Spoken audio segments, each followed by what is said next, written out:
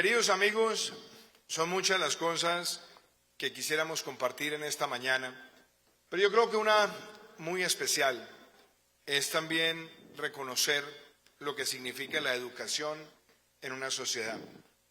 Ya nosotros llevamos 3 años y 4 meses al frente del gobierno.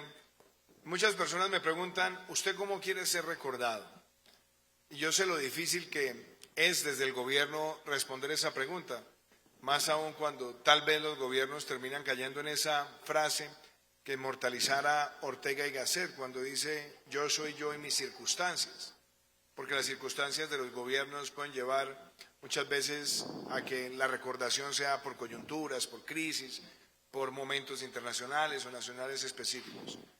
Pero hay un tema que para nosotros ha sido central y es la equidad.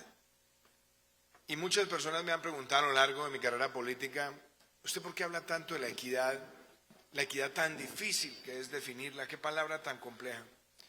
Yo creo que la equidad parte de una base y es darle la oportunidad a cada quien según sus necesidades. Pero la oportunidad más grande que podemos tener en una sociedad, sin lugar a dudas, es la educación. Sin ella no logramos la transformación de una sociedad. Y de ella depende cómo sembremos una sociedad de esperanza, de oportunidades, de optimismo. En estos 3 años y 4 meses he contado con un gran equipo de colaboradores. Y yo quiero hacer un reconocimiento a María Victoria, porque difícilmente existe una mujer en Colombia con más conocimiento sobre el sector de la educación que ella. No solamente por haber sido una gran secretaria de Educación en esta ciudad capital, sino también por haber sido directora, viceministra de la cartera y también por haber ejercido la función de promoción y defensa de la educación desde la sociedad civil. ¿Y qué podemos decir como esas grandes metas? Antes quizás de mencionar lo que se ha logrado en la educación superior. La educación es un proceso integral. Y yo diría que la primera tarea cumplida es que logramos el mayor presupuesto de la historia para la educación de nuestro país, aproximándonos a los 50 billones de pesos. Eso ya es un hito en nuestra agenda presupuestal de país. Lo segundo, ampliando la infraestructura educativa. Vamos a llegar a 12.000 aulas en agosto del año 2022. Vamos a dar un salto grande en materia de lo que llamamos la jornada única académica. Vamos a ampliar la atención a la primera infancia, llegando a 2 millones de niños, donde 500.000 estarán a cargo del MEN y 1.500.000 a cargo del Instituto Colombiano de Bienestar Familiar. Estaremos llegando a más de 600.000 jóvenes que se graduarán de los colegios en una mano con el título de bachiller y en la otra con el título de técnico. Y frente al anhelo de toda una generación de llegar a la universidad gratuita, de llegar a la universidad pública, a las instituciones técnicas y tecnológicas públicas de manera gratuita, también hemos dado un paso trascendental. Porque lo hicimos gradualmente, empezamos con Generación E, el componente excelencia, el componente también de equidad.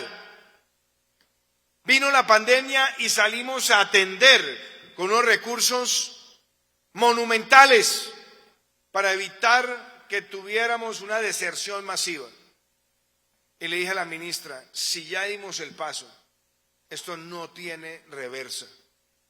Nos hacemos moler, pero dejamos como política de Estado la educación pública, universitaria, técnica y tecnológica para los estratos 1, 2 y 3 de nuestro país. Y lo logramos con ustedes, queridos jóvenes, con su voz, con sus aportes, con su espíritu optimista y de Colombia. Y lo quiero decir porque estas iniciativas siempre las planteé como candidato presidencial, pero fueron su causa también por muchos años. Y ustedes tendrán que reconocerse a sí mismos como esa generación que posibilitó, que dio ese paso con el gobierno en un ejercicio de construcción colectiva para tener esa educación universitaria pública, técnica y tecnológica pública gratuita para los estratos 1, 2 y 3, cubriendo el 97% de la matrícula pública de nuestro país. Pero a eso también se suma otro elemento. Recién empezaba nuestro gobierno, nos tocó enfrentar unas protestas pacíficas, masivas de jóvenes, reclamando presupuesto para el sector educativo, sobre todo para la base. No habían pasado 60 días de nuestro gobierno y nos pusimos en la tarea de conversar, de escucharnos. Tuvimos momentos álgidos, momentos difíciles, pero logramos en la Casa de Nariño, en un diciembre como este, hace 3 años, firmar ese acuerdo donde se consolidaba un aporte a lo largo del gobierno de cerca de 4.5 billones de pesos que iban a contribuir al fortalecimiento de la base presupuestal de la educación superior pública en todo el territorio nacional. Ciertamente, el mayor aporte que se ha hecho históricamente a la base presupuestal de la educación universitaria pública de Colombia. Pero no nos quedamos ahí. Entendíamos también la voz de muchos jóvenes que nos hacían reclamos con respecto al ICETEX. ¿Qué reclamos? La deuda eterna, los costos del interés sobre el interés sobre el interés, el tener que salir a amortizar sin todavía haber encontrado una oportunidad laboral y el tener además que pagar una cuota que no necesariamente era contingente según el ingreso. Tenía muchas veces que buscarse el fiador o el codeudor. Y la otra, teníamos que ver de alguna manera unas tasas de interés que seguían siendo muy altas, lo cual también impedía que pudiéramos dar más entorno de oportunidades. También nos escuchamos y podemos decir hoy que tenemos un esquema donde hay contingencia que está asociada con el ingreso, donde ya no se necesita el codeudor, donde hemos establecido mecanismos de facilidad de pagos acondicionados y flexibles a la realidad del estudiante. Pero otra que yo quiero destacar hoy, Manuel, es un ICETEX que gracias a una decisión financiera nosotros pudimos cambiar la forma en la que se fondea el ICETEX. Porque ustedes se preguntarán, ¿por qué hago énfasis en esto? Los bancos, cualquier institución financiera tiene que fondearse en algún lugar, conseguir los recursos y prestar los recursos. Y en ese arbitraje, el costo del fondeo termina repercutiendo también en el costo final del crédito. Gracias a un trabajo en equipo, donde también pudimos sentarnos con quienes eran los acreedores y también con el sistema financiero, logramos una arquitectura donde hoy el ICETEX puede financiarse a través de bonos sociales y tendremos esa innovación a partir del año 2022. Y queridos jóvenes, ¿esto en qué se traduce?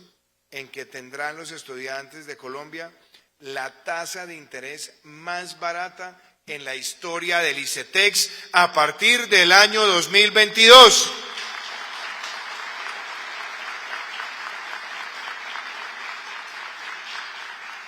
Otro cambio monumental, estructural, y le estamos dando a esto el alcance normativo y reglamentario.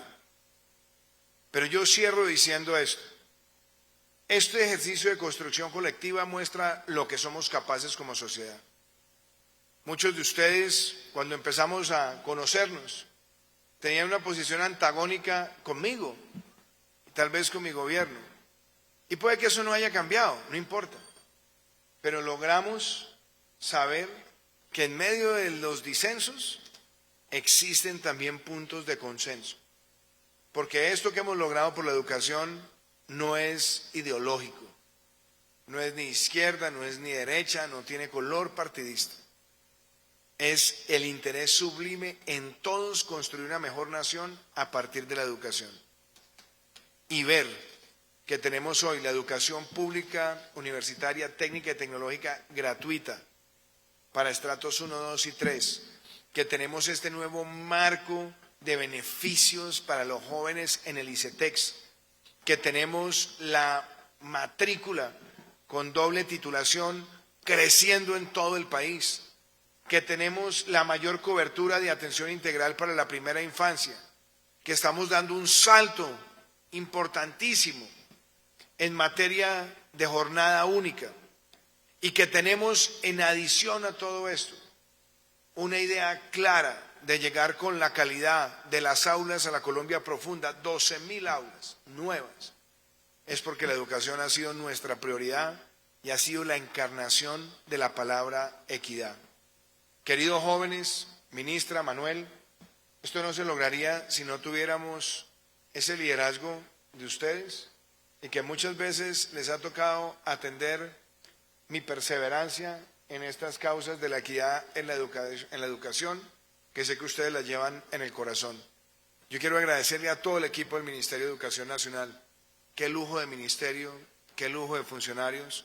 Y María Victoria, yo digo que allá hay un matriarcado, allá tenemos unas minorías masculinas, no Max, pero quiero de verdad decirles a ustedes, me siento orgulloso y a todo el equipo del ICETEX, gracias porque ustedes han sabido escuchar a los jóvenes de Colombia. A todos los líderes estudiantiles acá, gracias, me siento orgulloso de ustedes. Seguimos trabajando porque sé que esta Colombia de una educación para todos y con un mejor alcance, inclusive para el financiamiento de la educación superior, a todos nos mueve el alma. Yo recuerdo que siendo senador, María Victoria, saqué adelante la ley que permite los retiros parciales de cesantías para que los padres puedan adquirir seguros educativos. Y me siento orgulloso de haber sacado esa ley adelante. Recuerdo también cuánto trabajé con Ángel Custodio Cabrera en ese momento, éramos compañeros del Senado, en sacar normas para mejorar los servicios del ICETEX. Pues bien, hoy lo hemos logrado desde el gobierno y para mí tiene una satisfacción espiritual. Es el cumplimiento de la palabra y de las promesas que dijimos en campaña. Muchísimas gracias, que Dios los bendiga.